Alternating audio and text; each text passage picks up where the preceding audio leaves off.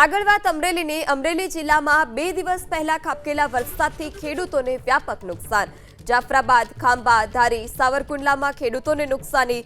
લાઠી, લીલિયા, બગસરા, વડિયામાં ખેતરો ધોવાતા નુકસાની। ખેતરોના પાળા તૂટી જતા પાક બરબાદ થયો। એબીપી અસ્મિતાની ટીમ પણ સાવરકુંડલાના ચરખડિયા ગામ પર પહોંચી। સરકાર તાત્કાલિક સર્વે કરી વળતર ચૂકવે તેવી ખેડૂતોએ માંગ કરી છે। અમરેલીમાં સિઝનનો ખાબક્યો છે 43.74% વરસાદ। ધારીમાં સિઝનનો 42.98%, જાફરાબાદમાં સિઝનનો 42.98% વરસાદ ખાબક્યો। ત્યારે ખાંભામાં સિઝનનો 62.82%, રાજુલામાં 77.57% વરસાદ ખાબક્યો। પહેલી વાવણીનો વરસાદ જ એટલો પડ્યો કે અમે કોરામાં કપાસિયા સોંપેલ। મારી પાસે 60 વીઘા જમીન છે, એમાંથી 40 વીઘાના ખેતરમાં 30 વીઘામાં પાણી ફરી ગયું છે। 10 વીઘા જમીન થોડીક વાવવા લાયક રહી છે। 30 વીઘામાં કપાસિયા અને માટી ગાયબ થઈ ગઈ છે। હવે સરકાર પાસે એવી અપેક્ષા છે થોડી સહાય કરે। અમારે પુષ્કળ નુકસાન છે। પહેલા વરસાદમાં 10 ઇંચ જેટલો વરસાદ પડ્યો છે અને તમામ ધોવાણ થઈ ગયેલું છે। નાનો નાનો કપાસ હતો એ બધો નાશ થઈ ગયો છે।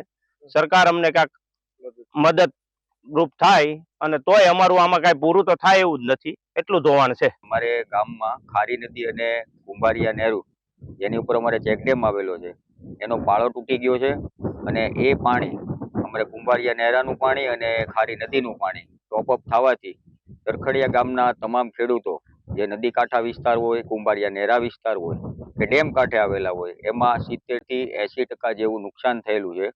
જમીનોનું મોટા પાયે ધોવાણ થયેલું છે। છતાં આજે જે કાંઈ આગોતરા અમારે બિયારણ વાવેલા હોય, ખાતર વાવેલા હોય, એ બધાનું વ્યાપક પ્રમાણમાં નુકસાન થયેલું છે।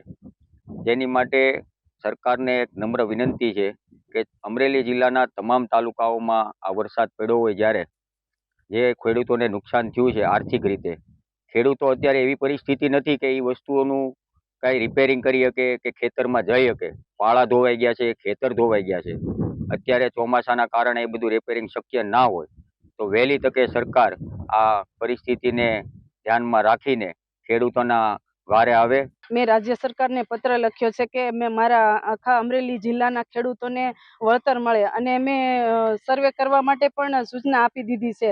તો મારા ખેડૂતોને યોગ્ય પ્રમાણમાં વળતર મળે અને મારા અમરેલી જિલ્લાના તમામ તાલુકામાં જે નુકસાન થયું છે એ મને સરકાર ઉપર પૂરો ભરોસો છે કે એ યોગ્ય વળતર આપશે।